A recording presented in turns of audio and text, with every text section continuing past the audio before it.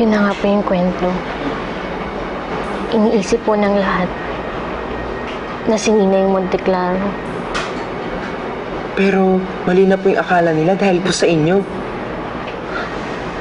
Ana, kung kailangan mo na magpapaliwanag sa mga Monteclaro para malaman nila kung ano totoong nangyari kay Elisa, kay Maggie, papayag ako, ha?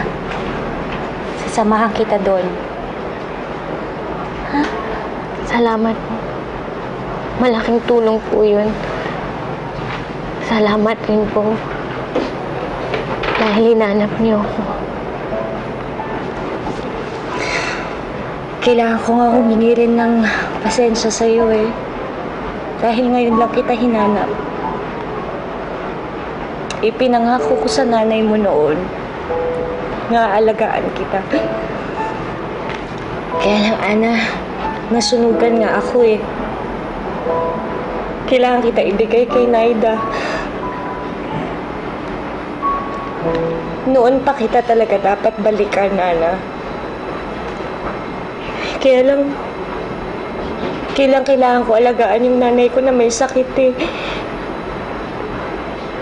Ngayon wala na yung nanay ko. Sa wakas, matutupad ko na yung ipinangako ko kay Elisa. Kay Maggie. Alam mo, masaya ako.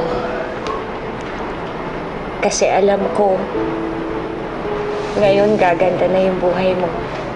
Ha? Salamat po.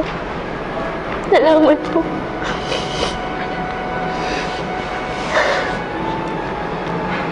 Pero, tanggapin ka pa kaya sa mansyon?